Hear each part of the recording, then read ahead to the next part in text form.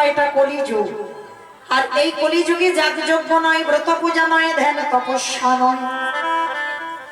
কেউ যদি যাগযজ্ঞ না করে, পূজা অর্চনা না করে, বার ব্রত যদি না করে, মহাপ্রভু বললেন অসুবিধা নাই, কিন্তু কলির মানুষের একটা পদ বেছে নিতে হবে। সেটা কি? হরির নাম হরির নাম হরির নামাইব কেবলম কলম নাস্তে বা নাস্তে বা নাস্তে বা গতির গতির কলির মানুষের হরিনাম ছাড়া কোনো গতি নাই, কোনো গতি নাই, কোনো গতি নাই। মনে রাখতে হবে মা, প্রত্যেকের একটু কানটা খোলা রেখে শুনতে হবে। হরিনাম হলো আমাদের একমাত্র ভব পারাপারের সম্ভব। কেউ যদি বাবা কালী পূজা, দুর্গা পূজা, লক্ষ্মী পূজা, সরস্বতী পূজা নাও করে, ভগবান বলছে অসুবিধা নয়, কিন্তু হরিনাম তোমাকে বছরান্তর করতে হবে। কেন? এই হরিনাম তো আমাদের শেষের সম্বল্প। যদি বলেন আপনারা প্রশ্ন করবেন, মৌমিতা ও সংকীর্তনিয়ারা এসে বলে, যারা ভাগবত পাঠ করে তারাও বলে হরিনাম শোনো, হরিনাম গাও, একাদশী করো, ভগবানের চরণে তুলসী দাও, তুলসী গাছে জল দাও। এগুলো হবে তোমার পরপারের সম্বল। কিন্তু মা, এগুলো কীর্তনিয়ারা বলে যাবে আর আপনারা সবাই কানে শুনে চলে যাবেন, হবে না। যে জায়গাটা বসেছেন বাবা, ওই জায়গাটা বড় ধন্যাদি ধন্য জায়গা, একটু অনুভব করতে হবে। এই যে আমরা কীর্তনিয়ারা বলে যাচ্ছে বাবা, হরিনাম ছাড়া মানুষের কোনো রাস্তা নাই, কোনো গতিও নাই। ভালো করে একটু বিচার করে দেখেন তোমার সত্যি কি গতি আছে? যে যত বড় ধনী হোক না কেন, যার যত টাকা থাকুক না কেন, যার যত পয়সা থাকুক না কেন, কেউ যদি সারা জীবনটা বাবা দিল্লি বোম্বে কাটিয়ে দেয়, তবু মনে রাখতে হবে শেষের দিনে তোমার এরা কেউ আপন নয়। এইটা যে যত তাড়াতাড়ি জানতে পারবে বাবা, তত তাড়াতাড়ি তার মঙ্গল হবে। কেউ তোমার নয়। এই যাদের আগলে তুমি বসে আছো না, কৃষ্ণ ভজন বলে যাচ্ছ, মনে রেখো যত আমার আমার করো না কেন, ছেলে আমার, মেয়ে আমার, জায়গায় আমার, জমি আমার, বিষয় আমার, বৈভব আমার, কিন্তু যতই আমার আমার করো না কেন, একেবারে যদি পাশি বেজে যায়, পড়ে থাকবে তোমার সরকারি খাবার। এসেছো একা, তুমি যাবে একা, তাহলে সাথে যাবে কি তোমার কর্মফল। কতদিন তুমি মহৎ কাজে যুক্ত আছো, কতদিন তুমি ধর্ম কাজে লেগেছ, কতদিন হরিবাসরে বসেছ, কতদিন সাধু সঙ্গ করেছ, কতদিন তুমি ভক্ত চরণ আশ্রয় করেছ, কতদিন ধরে তুমি একাদশীর উপবাস করছো। এই ভালো ভালো কর্ম তোমার সাথে যাবে বাবা। তবে আমি মৌমিতা একটা গ্যারান্টি দিতে পারি, যত আমার আমার করে তুমি বিষয়ে বসনায় জর্জরিত হও না কেন, যত তুমি বিষয়ে জায়গা জমি আগলে ধরে থাকো না কেন, শেষের দিনে কিন্তু সেসব তোমার সাথে যাবে না। যাবে কে জানি না মা। আপনাদের এটা হাওড়া জেলা তো? হাওড়া জেলা। আচ্ছা, জানি না আপনাদের এই গ্রামটাই নিয়ম আছে কিনা, তবে আমার ডায়মন্ড হারবার এলাকায় নিয়ম আছে, মানুষ মরে গেলে সাথে কিছু, এই ভাবটা দিও না, যেমন ছিল তেমন রাখো। তাহলে মানুষ মরে গেলে মা সাথে কিছু দাও বা না দাও, একটা জিনিস তোমাকে ভাড়া করতে হবে মানুষের মৃত্যুর পর, সে বড় লোক হোক আর গরিব হোক, একটা হলো খোল আর একটা হলো গলতা।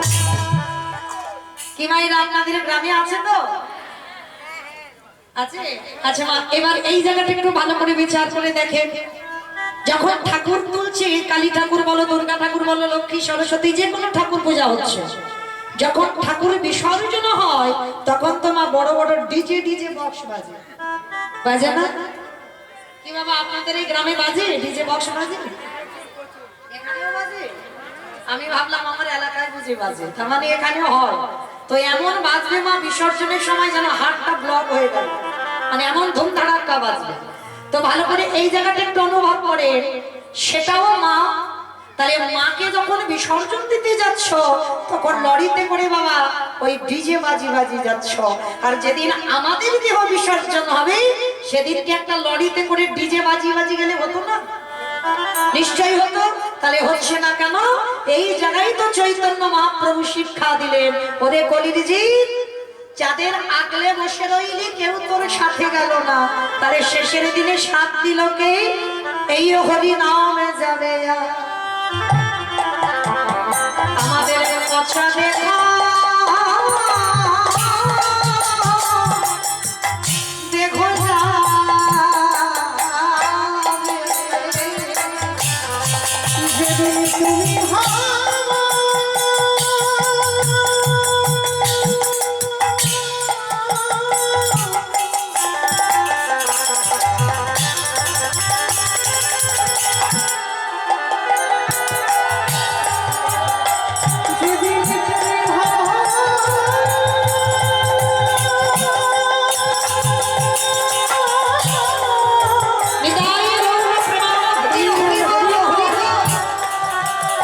যেদিন তুমি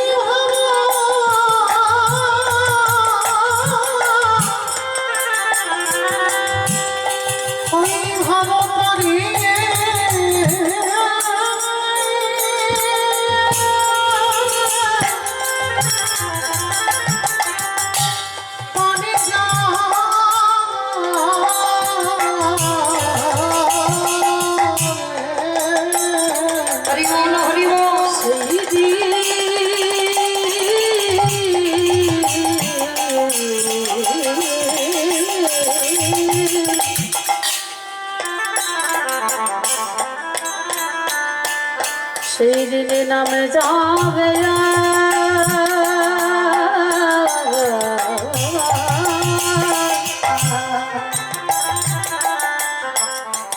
আরে পচা দেহ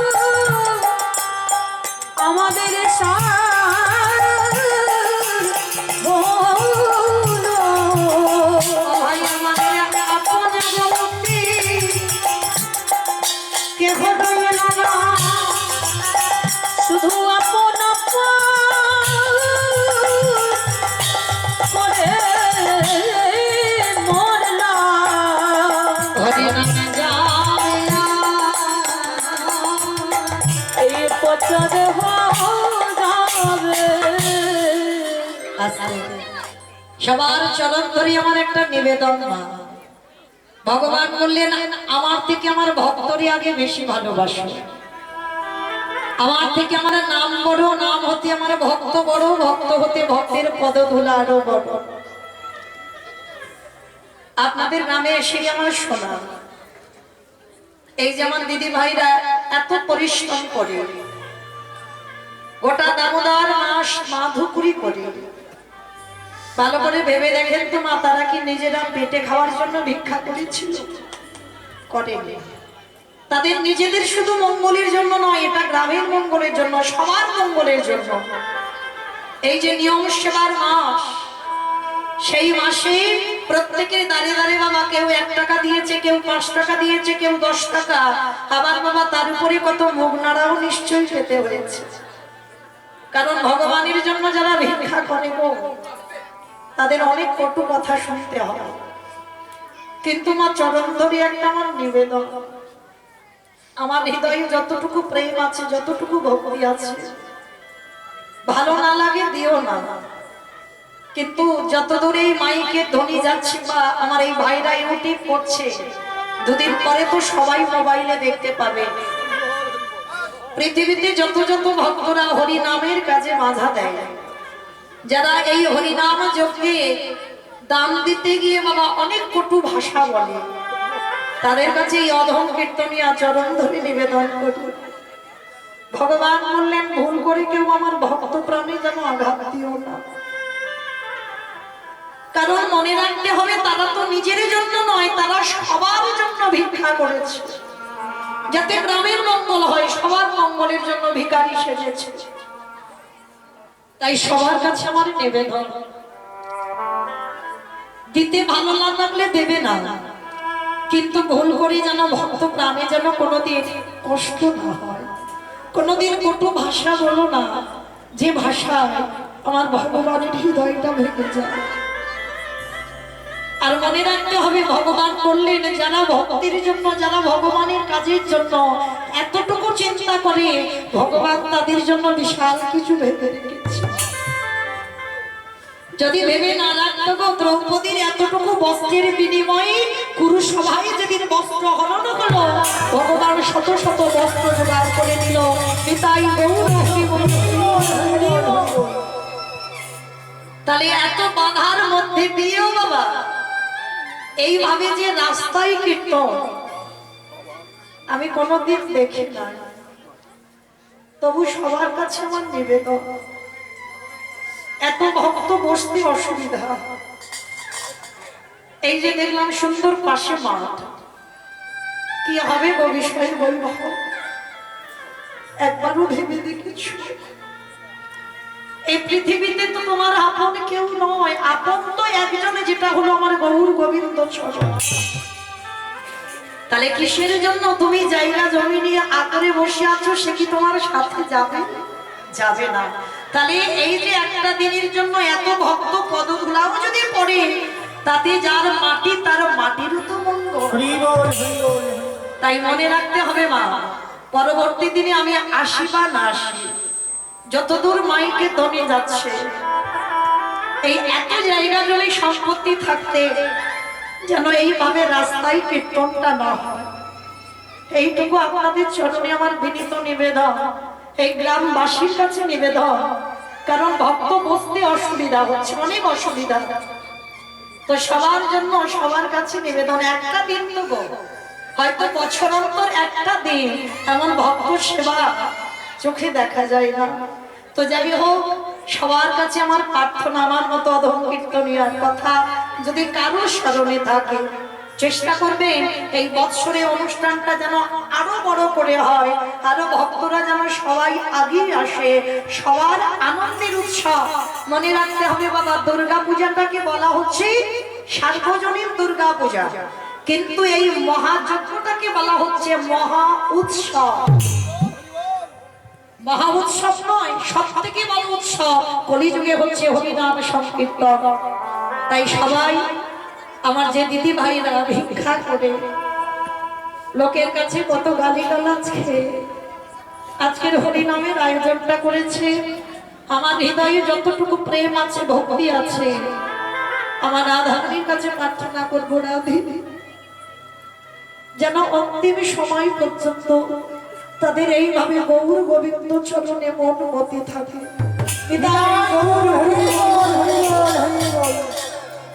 আর মনে রাখতে হবে, হরিনামে যারা বাধা দেয়, এটা আমার কথা নয় বাবা, শাস্ত্র প্রমাণ দিয়েছে। নবদ্বীপের মাটিতে কাজী সাহেবের কি দুর্গতি হয়েছিল জানো? যখন হিন্দুরা হরিনাম করতো, বিধর্মী মুসলমান ছিল কাজী, এই কাজী সাহেব যখন হরিনাম হতো, খোল করতাল ভেঙে গুড়িয়ে দিত, হরিনামে বাধা দিত, হরিনাম পছন্দ করতো না। নবদ্বীপ বাসীরা বাবা এত অতিষ্ঠ হয়ে গেছিল, সবাই হরিনাম করে, ওই খোলগুলো লাঠি দিয়ে মাটির খোল তো ভেঙে দেয়, করতালগুলো ছেড়ে নিয়ে সুরধনী গঙ্গার জলে ফেলে দেয়। তো নবদ্বীপ বাসীরা একদিন ছুটে গিয়ে নিমায়ের কাছে নালিশ জানালো, নিমাই তুমি দেখতে পাচ্ছ আমরা তো কারোর ক্ষতি করিনি, মঙ্গলময় কারোর ক্ষতি চাইনি, তাহলে হরিনাম করব, কারোর তো ব্যাঘাত হচ্ছে না, কারোর বাড়িতে গিয়ে করছি না, তাহলে কিসের জন্য ওই কাজী এসে আমাদের খোল করতাল ভেঙে দিচ্ছে, হরিনামে বাধা দিচ্ছে? মহাপ্রভু বললেন, ভাই তোমরা যে যার ঘরে যাও, কালকে আমি ব্যবস্থা করে দেব। তো কাজী সাহেব কি করেছে, সকালবেলা খোল করতাল ভেঙে দিয়ে বাবা রাত্রিবেলা বাড়িতে গিয়ে ঘুমিয়েছে। আর ভগবান কি করেছে, দেহটা মানুষ আর মুখটা পশুর মতো। আমার কোন ঠাকুর গো? নরসিংহদেব, নৃসিংহদেব। ওই রূপটা ধারণ করে একেবারে রাতের অন্ধকারে কাজী ঘুমাচ্ছে, কাজী সাহেবের বুকের উপরে প্রভু আমার চড়ে বসে বলে বলেন, অপদার্থ তোর এত বড় স্পর্ধা, তুই কিনা হরি নামে বাধা দিস। তবে শোন কাজী, আমি আজকে থেকে হিসাব করে রাখি, 1 মাস তোর সময় দিলাম। আর 1 মাস পর এই রকম দিনে এই রকম সময় আমি নিজের হাতে তোর প্রাণ নিতে আসব। যখনই কাজী সাহেব এই দুঃস্বপ্নটা দেখেছে, সকালে না হতে হতে মা ভোর ভোর একেবারে আমার নিমাইয়ের চরণে গিয়ে আছাড় খেয়ে পড়েছে। নিমাই, আমি ভুল করেছি, আমি অন্যায় করেছি, আমি হিন্দুদের হরি নামে বাধা দিয়েছি, আমি কৃষ্ণ নাম করতে দিইনি। তার জন্য কে যেন রাত্রিবেলা এসে আমার বুকের উপরে চড়ে বসেছে, আমাকে বলল 1 মাস পরে এইরকম দিনে আমার প্রাণ নিতে আসবে। নিমাই, আমি কথা দিলাম আজকে থেকে আমি হরি নামে বাধা দেব না। আজকে থেকে আমি কথা দিলাম আমিও তোমার সঙ্গে হরি নামে যোগ দেব। মুসলমান হয়ে হিন্দুদের হরি নামে যোগ দিল। আর তাতে কি হলো, মুসলমান সমাজ খেপে উঠেছিল। একটা মুসলমান হয়ে হিন্দুদের হরি নামে যোগ দিবে, তাতে কি হলো, কাজী সাহেবকে এক ঘরে করে দিয়েছিল। মুসলমান সমাজ কাজীকে এক ঘরে করে দিল আর বলেছিল, কাজীর মৃত্যুর পর কেউ কাজীকে কবর দিতে যাবে না। কাজী যখন মহাপ্রভুর ভক্ত হলো, তখন আমার মহাপ্রভুর কাছে গিয়ে বলেছিল, গৌরহরি, আমি তোমার হরি নাম ভালোবাসলাম বলে আমার সমাজ আমাকে এক ঘরে করে দিল। শুধু এক ঘরে নয়, আমাকে বলল আমার মৃত্যুর পর আমার দেহটাকে নিয়ে কেউ কবর দিতে যাবে না, আমার মৃত্যুর সময় কেউ 1 গ্লাস জলও দেবে না। নিমাই, আমি কি হরি নামে যোগ দিয়ে ভুল করলাম? ভগবান আমার মুচকি হেসে বলেছিল, কাজী, যে আমারে চাই তারে আমি চাই, যে আমারে না চাই তারে আমি না চাই। এই পৃথিবীতে যারা আমার চরণে আত্মসমর্পণ করে, শেষের দিনে তাদের ভাবনা কাউকে ভাবতে হয় না, তাদের ভাবনা আমি স্বয়ং হরি ভেবে রাখি। নিতাই গৌর প্রেমানন্দে হরি বল। ওই কাজী সাহেবের যেদিন বার্ধক্য দশা এলো না, পিপাসায় জল যখন চাইছে, কোন মুসলমান আসেনি কাজীকে জল দেবে। ভগবান নিজে ছুটে গেল কাজীর দুয়ারে। আর কাজীর মৃত্যুর সময় আমার ভগবান নিজে হাতেই জলটা দিল। সেই জল সেবা করে কাজী দেহ ত্যাগ করলো। কেউ ছুটে এলো না কাজীর দেহ। কাজী সাহেব বলেছিল, দরকার নেই কারো। হরিবল। মহাপ্রভু বললেন, দরকার নেই কারো, একবার যাকে আমি কৃপা করি, প্রয়োজন লাগে না কারো। ভগবান নিজে কোলে করে একজন মুসলমানকেও কোলে নিয়েছে। কোলে করে নিয়ে যারা মায়াপুর যাবেন, মা ওটা তো মায়াপুর নয়, ওটা ছিল মিয়াপুর। এই গোটা কাজী সাহেবের সম্পত্তি মায়াপুরটা। আমরা হিন্দু সমাজ কেমন শুনতে লাগবে, ওই জন্য ওটা মায়াপুর করেছি, কিন্তু আদৌ মায়াপুর নয়, ওটা ছিল মিয়াপুর। কারণ কাজী সাহেবের নাম ছিল মিয়া সাহেব। আমরা হিন্দু সমাজ ওটাকে করেছে মায়াপুর। আর ওই কাজের মৃত্যুর পর দেখবেন বাবা, যারা মায়াপুরে গেছেন, বাবা কতজন মায়াপুর গেছেন একবার হাতটা তোলেন। অনেক ভক্ত গেছে। তো যারা যারা মায়াপুর গেছে, মায়াপুরে ঢুকতে আগে স্টপেজে আছে যে জায়গাটার নাম হচ্ছে বামন পুকুর। ওই বামন পুকুরে একেবারে রাস্তার পাশে, কোন দূরে যেতে হবে না, কোথাও হাঁটতেও হবে না, একেবারে রাস্তার পাশে আছে কাজীর সমাধি। দেখেছেন কাজীর সমাধি? না দেখা হয়? দেখেছেন? যারা দেখেছেন তারা অবশ্যই করে জানবে, ওটা আমার মহাপ্রভু নিজের হাতে কাজীকে সমাধি দিয়েছিল, কবর দিয়েছিল। আর কাজী সাহেবের একটা আক্ষেপ ছিল, নিমাই হিন্দুদের হরিনামে বাধা দিলাম, কিন্তু পরক্ষণে তো আমি হরিনামে যোগ দিয়েছিলাম। জানি না কোন অপরাধের জন্য আমার সমাজ আমার কাছ থেকে চলে গেল। জানিস নি মা, আমার মৃত্যুর পর আমার কবরের উপরে কেউ একটা ফুলও দেবে না। মহাপ্রভু বলতে, দেখো কাজী, তোমার কবরের উপরে হয়তো তোমার মৃত্যু দিনটা স্মরণ করে কেউ একটা ফুল দিয়ে যেত, কিন্তু আমি এমন কাজ করে যাব, শুধু একটা দিন নয়, তোমার মৃত্যু বার্ষিকী নয়, আমি এমন কাজ করে যাব, যতদিন এই পৃথিবী থাকবে ততদিন তোমার এই সমাধি কবরের উপরে ফুল পড়বে। কাজীর কবরটা দিয়ে মহাপ্রভু নিজের হাতে একটা চাপা ফুলের গাছ ওই কবরের উপরে পুঁতে দিয়েছে।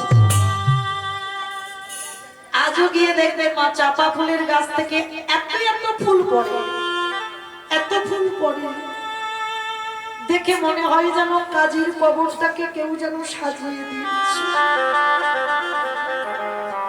যারা যাবে একবার অন্তত ওই গাছটাকে পরশ করে আসবে। কেন জানো?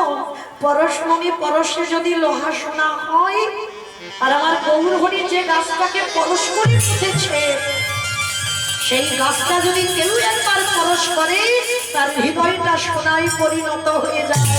তাই গৌর তাই মনে রাখতে হবে মা, কি হবে গো পৃথিবীতে এই বিষয়ে বলবো, একটা চরণ আশ্রয় করতে হবে, যেটা হলো আমার গৌর গোবিন্দ চরণ। আর প্রত্যেকের ভালোবাসাই বাবা কিছু না কিছু চাওয়া পাওয়া আছে। নিঃস্বার্থ ভাবে কেউ তোমায় ভালোবাসে না, প্রত্যেকের ভালোবাসায় কম বেশি চাওয়া পাওয়া আছে। কিন্তু আমার ওই মন্দিরে যে ছেলেটা বাঁশিটা বাজাচ্ছে, আমার ওই ছেলেটার কোনো চাওয়া পাওয়া নেই, নিঃস্বার্থ ভাবে ভক্তকে ভালোবাসে। আর ওই ছেলেটা একটু লক্ষ্য করেন বাবা, আমাদের আসবার আগে আমাদের কথা ভেবে রেখেছে। কি মা ভেবে রাখেনি আমাদের আসবার আগে? আপনারা আমরা বলবো কেন মমিতা, আমি জন্মের আগে আমার মা তো আমার কথা ভেবে রেখেছিল, কারণ আমি জন্ম নিয়েছি, মার কোলে বসেছি, মার স্তনদুগ্ধ পান করেছি, বলি না? তোমার মা তোমার জন্য ভাবেনি, তাহলে ভেবেছিল একদিনের একটা বাচ্চা জন্ম নিয়ে কি খাবে। এখানে আমরা যারা মা হয়েছি তারাই বুঝতে পারবো ভালো, যারা মা হয়নি মা তারা বলতে পারবে না, বুঝতে পারবে না, অনুভব করতে পারবে না। সন্তান মাতৃগর্ভে 5 মাস বয়স হয়, তখন মাতৃস্তনে দুগ্ধ আসে। বলো তো, মা কি নিজে নিজে তৈরি করলো? না। তাহলে কি গ্রাম প্রতিবেশী আত্মীয় স্বজন বন্ধু বান্ধব দিয়ে গেল যে বাচ্চাটা হবে হলেই স্তনদুগ্ধ খাবে? না। তাহলে দিল কি? বিশ্বের স্রষ্টা মালিক ভগবান। তাহলে কত দয়ালু, একটু অনুভব করে দেখেন, আমাদের জন্মাবার আগে যে আমাদের কথা ভেবেছে। আমরা পৃথিবীতে জন্ম নিয়ে কি খাবো, স্তনদুগ্ধটা কিভাবে তৈরি হবে, আজ পর্যন্ত কোনো বৈজ্ঞানিক করেনি মা। কতটুকু লবণ, কতটুকু টক, কতটুকু তিতো, কতটুকু ঝাল, কতটুকু গরম, কতটুকু ঠান্ডা দিলে একটা স্তনদুগ্ধ তৈরি হয়, আজ পর্যন্ত কোনো বৈজ্ঞানিক ভাবেনি। ভেবেছিল কে? আমার বিশ্বের শ্রেষ্ঠ মালিক ভগবান। তাহলে আমাদের আসবার আগে যে আমাদের কথা ভাবা, তার মতো দিনের দয়ালে দীনবন্ধু আর কি কেউ আছে? তাহলে আমরা কি পারি না মা বছর অন্তর একবার তার কথা ভাবতে? বছর অন্তর সারা বছরে সংসার করি, কিন্তু বছরের মধ্যে একটা দিন যেন এই কীর্তনটা বজায় থাকে। এইটুকু আপনাদের গোটা গ্রামবাসীর কাছে আমার প্রার্থনা। নিতাই গৌর প্রেমানন্দে। তাহলে মায়েরা, কীর্তনের প্রারম্ভে আমার মতো অধম কীর্তনিয়া যাদের উদ্যোগে কীর্তন, তাদেরকে প্রণাম দিয়ে আজকে শুরু করব। আমরা সবাই কিছুক্ষণের জন্য যাব শ্রীধাম নদিয়া নবদ্বীপ ধাম। কি মায়েরা সবাই নদিয়ায় যাবেন তো? সবাই? তা সবাই চলে গেলে কীর্তন হবে কাকে নিয়ে? কি মা, এইদিকের মায়েরা সবাই যাবে, এদিকেও চলে যাবে?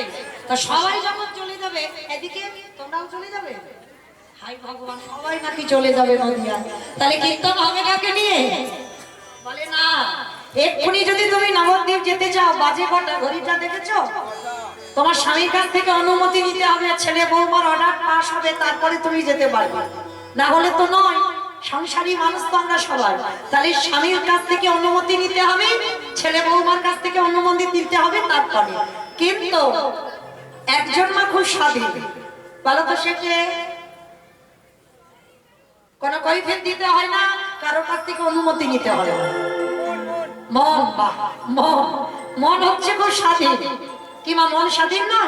এক্ষুনি চোখ দুটো বন্ধ করে মনে করো আমি একটু মায়াপুর যাবো, সোজা দেখো মন সেখানে চলে যাবে। যত তুমি প্লেন দ্রুত যাক না কেন, মনের থেকে তাড়াতাড়ি যাবে না। একটু চোখ দুটো বন্ধ করে বলো আমি বৃন্দাবনে বাঁকে বিহারী লালকে একটু দেখতে চাই, সোজা সেখানে মন চলে যাবে। তাহলে চলো, আমাদের থাক দেহগুলো সব সংসার। বলে না, এখানে কেউ আমরা সংসার করছি না, সব সং সেজেছি, সার কেউ করি। কি বাবা ভুল বললাম? সবাই সং সেজে বসে আছে, কিন্তু সারের মাথা মুন্ডু বুঝতে পারছি না। তাহলে কি করে বলো যে আমরা সংসার করছি? বলে না, আজকে থেকে তোমরা বা আমরা সবাই বলবো সং সেজেছি, কিন্তু সার হয়।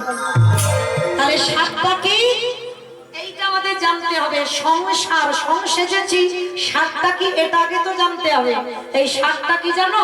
আমার ঢেকি দেখেছো? ঢেকি ঢেকি দেখেছো তো? এখন আর তো ঢেকি ঢেকি দেখা যায় না, এখন সব ঘরে মিক্সচার মেশিন হয়েছে। মনে করলে রোজ রোজ তুমি পিঠে করে খেতে পারবে, তাই না? কিন্তু আগেকার দিনের মায়েরা সেই যে পৌষ সংক্রান্তি, সেই পৌষ মাসে পিঠে হবে, 15 দিন আগে থেকে মায়েরা কি করতো? ঢেকিতে চাল কোটাতে যেত, তাই না? গ্রামে একটা জায়গা ঢেকি থাকতো, আর সেই ঢেকিতে চাল কোটাতে হতো। আর যারা ঢেকি দেখেছো, মায়েরা ওই ঢেকিতে 2 জন পাত দেয়, তাই তো? আর একজন সংসারী মা ঢেকি বড়ের কাছে বসে চালটাকে একবার করে ঘুরিয়ে দেয়, আর ঢেকিটা পড়ছে, একবার করে চাল ঘোরাচ্ছে। এমন সময় স্বামী এসে বলছে, হ্যাঁ গো গিন্নি, এত তো চাল ঘোটাচ্ছ, রান্না টান্না করেছো? বলে স্বামী, আজকের একটু কাজের চাপ আছে, একটু পান্তা ভাত রেখেছি, একটু আজকে খেয়ে নিও। কেমন? আজকে আর রান্না করার সময় নেই, চাল ঘোটাতেই আমার সময় চলে যাচ্ছে। আবার ছেলে এসে বলছো, মা স্কুলে যাব, আমার জামা কাপড়টা কোথায় রেখেছো? বলে বাবা আল্লাহতে আছে, তুই আজকে একটু পরে চলে যা। আসতে এত কথা বলছে মা। আচ্ছা বলো তো মা, মনটা কোথায় আছে? হ্যাঁ মা, দেখি ঘরের দিকে। মনটা কিন্তু একবারও স্বামীর দিকে যায়নি, ছেলে মেয়ের দিকে যায়নি, মনটা গড়ে রেখেছে। কেন? যদি মনটা ছেলের দিকে যেত, মনটা যদি স্বামীর দিকে যেত, তাহলে মা ঢেকিটা হাতে পড়তো, আর হাতে পড়লে নিতাই গৌর প্রেমানন্দে। তাহলে মনটা রেখেছে ঢেকির গড়ে। তাহলে সংসারে যারা করছো, ভালো করে শুনে নাও, সংসারে যারা ডুবে দিয়েছো, এই দেহটা রেখে দাও স্বামী ছেলের কাছে, আর মনটাকে রেখে দিতে হবে ঢেকির গড় সমানে গোবিন্দের রাতুল চরণে। আরে যারা গোবিন্দের রাতুল চরণ সম, ওই ঢেকির গড়ের দিকে মনে রেখে যারা দেহটা ছেলে পুলে নিয়ে মানুষ করে, তাদের অচিরে কৃষ্ণ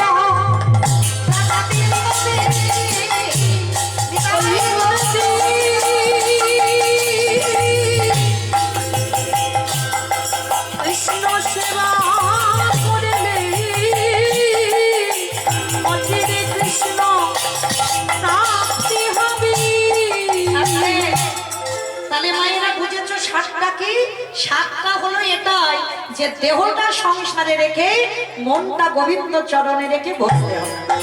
কেমন? তাহলে চলো আমাদের দেহ ছেলেপুলে মানুষ করুক, আর মনগুলো নিয়ে যাব সুরধ্বনি গঙ্গার তীরে। কেমন?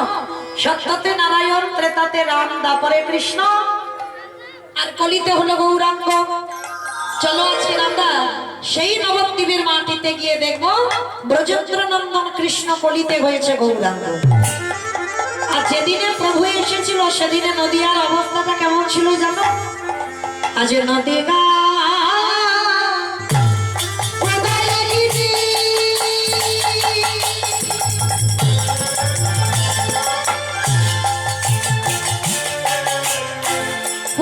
চন্দ্র গৌর হরি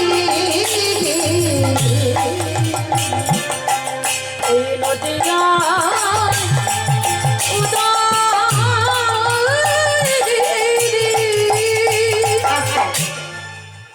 আগে একটা কথা বলিনি, ঝগড়া করতে গেলে প্রথমে করে নেওয়া ভালো, আর মাঝ রাস্তায় গিয়ে যদি ঝগড়া করি মা তাহলে তো মারামারি হবে। আগে করে নিচ্ছি ঝগড়াটা। এই কীর্তন শুনতে গেলে আমার ভগবানের জন্য একটু কাজ কাজ করতে হয়। আমার জানো তো কাজগুলো কি কি? বসে বসে ঘুমোতে হয়। বসে বসে নাকি ঘুমাতে হয়? আমার ঘুমাতে হয় না, কেউ ঘুমায় না। তিনটে ধ্বনি দরকার, একটা শঙ্কর ধ্বনি, উলুর ধ্বনি, আর যাদের যাদের হাত আছে। কিংবা সবার হাত এসেছে তো? সে তো দুপুরবেলা প্রসাদ পাওয়া হয়ে গেছে, বাড়িতে খুলে আসুনি তো? সবার হাত আছে? যাদের আছে কই একটু দেখাও। নিতাই গৌর প্রেমানন্দে হরি বল হরি বল। তার মানে সবার হাত আছে, কই এবার একটু উলুধ্বনি করে দেখাও। আজ নদী গা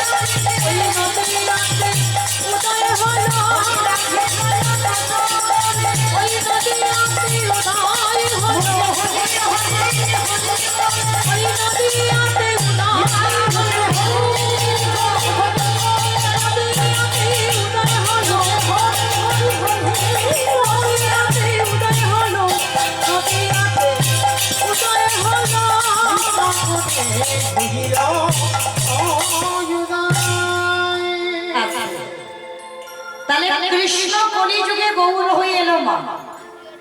তাহলে এই যে কৃষ্ণ কলিতে গৌর হলো, আচ্ছা বাবা পৃথিবীতে লাখো লাখো ভক্ত আছে, কোটি কোটি ভক্ত আছে, ভক্তের অভাব না।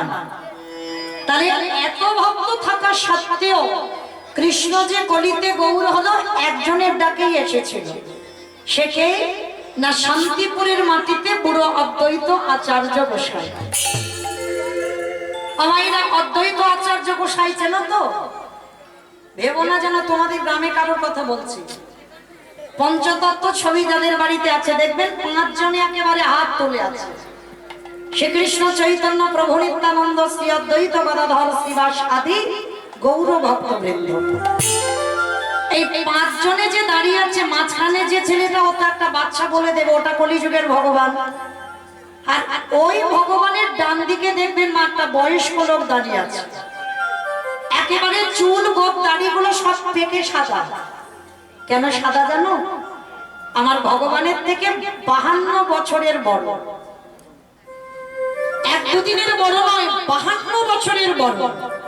তা বাবা, যে 52 বছরের বড় হবে তার তো চুল দাড়িগুলো পেকে সাদা হয়ে যাবে। সেই পুরো লোকটার ডাকে কৃষ্ণ কলিতে গৌরাঙ্গ হয়ে এলো। তাহলে আজকের আমাদের জানার বিষয়, জগতে এত ভক্ত থাকা সত্ত্বেও একেবারে শান্তিপুরে বুড়োর ডাকেই কেন এলো?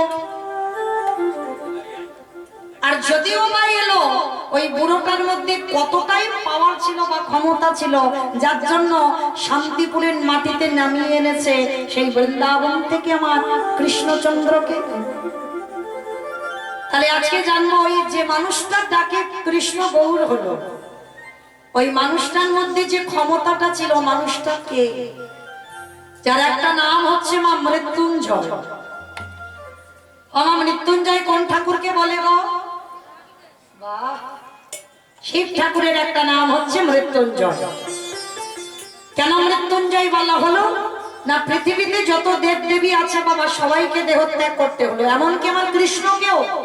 ভাগবত বলছে 125 বছর বয়সে জরাব্যাধির তীরে আমার কৃষ্ণকে দেহত্যাগ করতে হয়েছে। শুধু একজনই দেবতা দেহত্যাগ করেনি, মানে মৃত্যুকে জয় করে রেখেছিল। সত্যতে মরণ হয়নি, ত্রেতাতে মরণ হয়নি, দ্বাপরে মরণ হয়নি, কিন্তু কলিযুগে ওই বাবা ভোলানাথ আর শিব হয়ে আসে, বলে অদ্বৈত আচার্য গোসাই।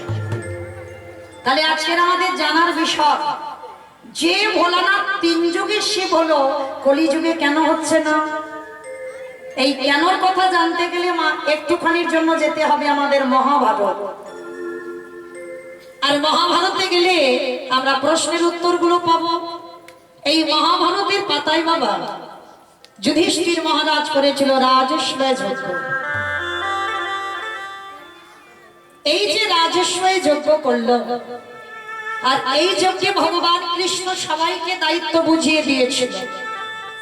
আর দায়িত্ব বুঝিয়ে দিয়ে যুধিষ্ঠির মহারাজ দাঁড়িয়ে কৃষ্ণকে বলছে, কৃষ্ণ কৃষ্ণ, তুমি তো সবাইকে দায়িত্ব বুঝিয়ে দিচ্ছ, ও কৃষ্ণ তুমি নিজে কোনো কাজকর্ম করবে না? ভগবান আমার মুচকি হেসে বলছে, দাদা আমি তো সবাইকে একটা করে কাজ দিয়েছি, কিন্তু আমি আমার বেলা আলাদা করে 2টো দায়িত্ব রেখে দিয়েছি। সে কি, সবাইকে তুমি একটা করে কাজ দিলে আর তুমি তোমার নিজের বেলা 2টো কাজ? ও কৃষ্ণ কি কি কাজ করবে? বলে, জানো দাদা, সবার প্রথমে আমার কাজটা হবে, এই যজ্ঞে যত যত ভক্তরা আসবে আমি কৃষ্ণ দয়াময় হয়ে সবার প্রথমে আমি নিজের হাতে চরণ যুগল আগে ধৌত করে দেব। ছোট উঠেছে যুধিষ্ঠির মহারাজ, অসম্ভব। কৃষ্ণ, কে কোন জাতের মানুষ আসবে, কে নিচু জাত, কে উঁচু জাত, জাতির ঠিক নেই, তুই সবার পা ধোবাবি? বলে, হ্যাঁ দাদা, সবার প্রথমে কাজ হবে আমি প্রত্যেকের চরণ যুগল আগে ধোবাবো যজ্ঞে। মাইরা এই জায়গাটা খুব মন দিয়ে শুনবেন, কেমন? এই যে শাস্ত্র কথা, এই যে তথ্য কথা বাবা, এগুলো জীব শিক্ষার জন্য, সকল জীবের চেতনার জন্য বাবা এই কথাগুলো। রামায়ণ মহাভারত জীব চেতনার জন্য। ভগবান কৃষ্ণ রাজস্বয় যজ্ঞে পা ধোবাবে। যুধিষ্ঠির মহারাজ বলল, কৃষ্ণ অসম্ভব, এ পৃথিবীতে জানি তুই কি আর আমি কে, আর তুই কিনা এই যজ্ঞে যারা যারা আসবে সবার পা ধোবাবি। ভগবান কৃষ্ণ আমার মুচকি হেসে বলছে, দাদা আমি ওই কাজটা কেন করেছি জানো? নিজে আচরি ধর্ম জীবেরই শিখায়, নিজে না করলে ধর্ম জীবকে শেখানো না যায়। এই কথাটা না খুব গুরুত্বপূর্ণ কথা। আগে নিজেদের আচরণ ঠিক করতে হবে। যদি আমার আচরণ ঠিক না হয়, আমার যদি বলা ঠিক না হয়, আমি যদি নিজে পিতামাতাকে সম্মান না করি, আমি যদি নিজে সাধুগুরু বৈষ্ণবকে সম্মান না করি, তাহলে আমাকে দেখে কি জগৎ শিখবে বলে মনে হয়? কখনো শিখবে না। নিজে যদি কৃষ্ণ বলে না কাঁদে, অপর আমার কথা শুনে কৃষ্ণ বলে কাঁদবে কি করে? তাকে আগে আমার আচরণ ঠিক করতে হবে। তাই তো ভগবান কৃষ্ণ রাজস্বই যজ্ঞে পা ধোয়ালো কেন? আপনাদের আমাদের শিক্ষাটা দিল। কি শিক্ষা জানো?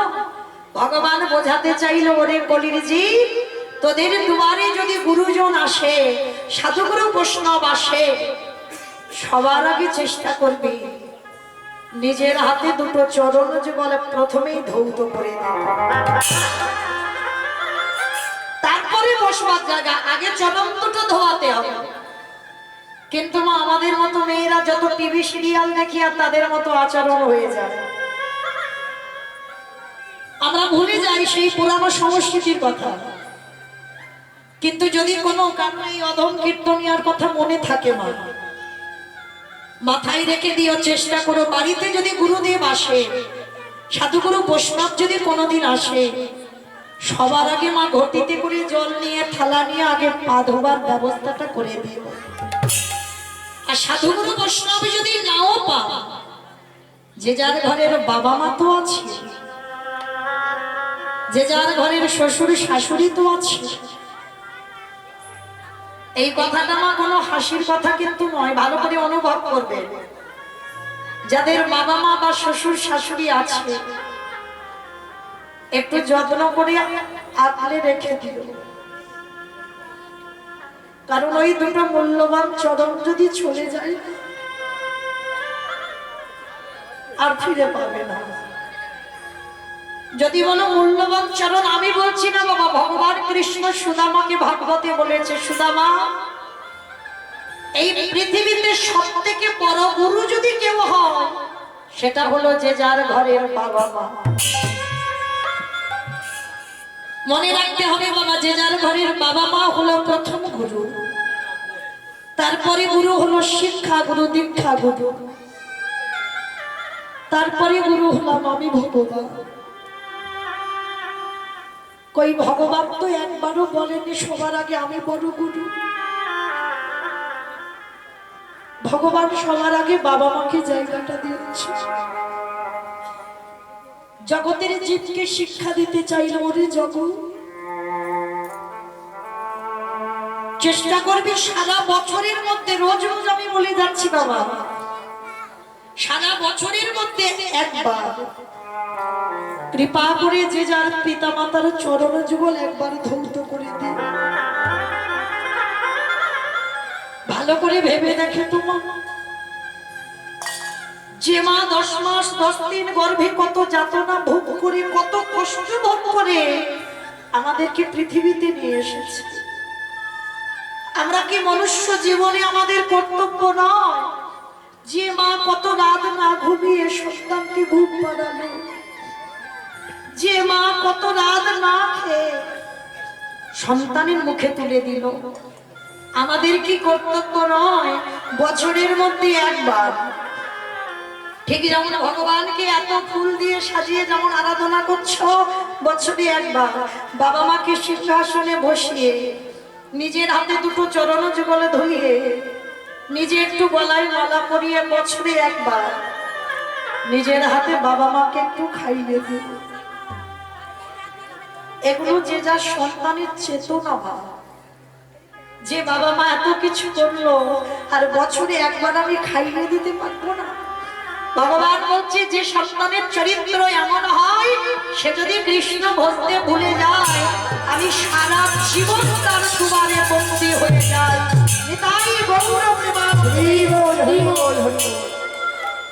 তাই তো সেই বিশ্বের স্রষ্টা মালিক ভগবান রাজস্বই যজ্ঞে ভক্তদের পা ধোয়াচ্ছে। যত যত ভক্ত এসেছে প্রসাদ পেতে, শুধু পা ধোয়ানো না, আরো একটা কাজ করেছিল মা। কি কাজ জানো? যারা যারা প্রসাদ পেয়েছিল,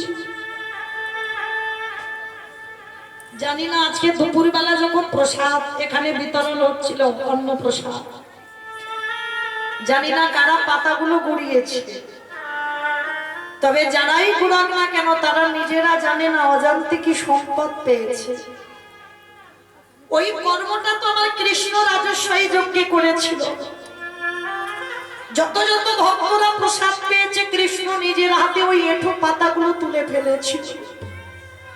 শুধু এঁঠো পাতা ফেলেনি মা, ওই এঁঠো পাতা যেখানে ফেলছে যারা প্রসাদ পেয়েছিল একটু করে এঁঠো তো লেগেছিল, কৃষ্ণ একটু করে এঁঠো নিয়ে ভগবান নিজের সারা গায়ে মারছে। ও যে ভগতে নিতাই গৌর প্রেমানন্দে হরি বল। হরি বল হরি বল।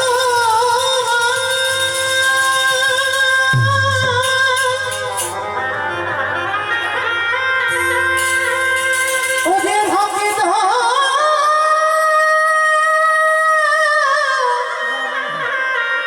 ভগত ছাড়া কিছু জানে না কৃষ্ণ তাই তো যুগে যুগে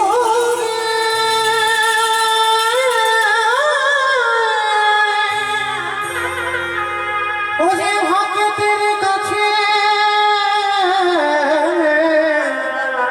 ছুটে আসে। যেই না নর্দমায় পাতাগুলো ফেলতে গিয়ে আর ওই এঁঠোগুলো কৃষ্ণ গায়ে মাখছে, যুধিষ্ঠির মহারাজ দেখে বলল, কৃষ্ণ কৃষ্ণ তুই পা দোয়াচ্ছিস, ভক্তদের এগুলো মেনে নেওয়া যায়। ভক্তদের এঁঠো পাতাগুলো নর্দমায় ফেলছিস, মেনে নেওয়া যায়, কিন্তু কৃষ্ণ ওই এঁঠোগুলো নিয়ে তুই আজকে সারা গায়ে মাখছিস কেন রে? ভগবান করো জোর করে বলল, দাদা গো, এই জগৎ সংসার মাঝে কেউ যদি অপরাধ করে সবার বিচার আমি কৃষ্ণ দয়াময় করি, কিন্তু দাদা গো সবাই তো পাপ করে, কিন্তু দাদা আমি হলাম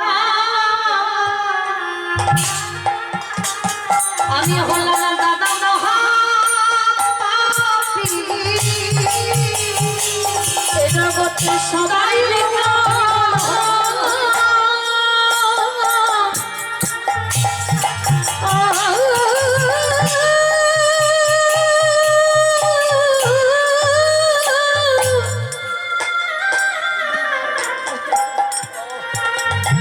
এ জগতে সবার বিচার আমি করি বাটে।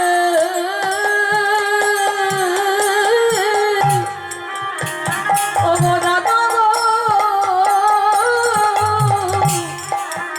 আমি হলাম মহা পাপী।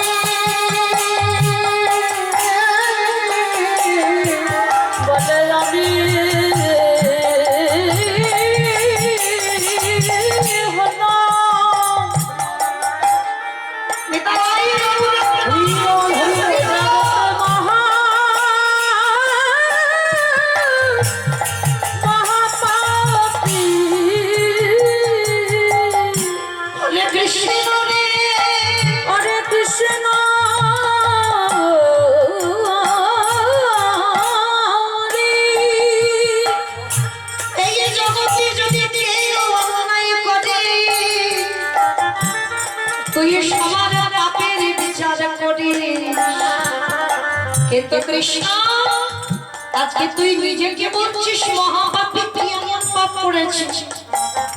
বলে দাদা গো, ওই পাপটা তো আমি এই কৃষ্ণ অবতারে করি না। তাহলে কবে করেছিলাম? সেই ত্রেতা যুগে রাম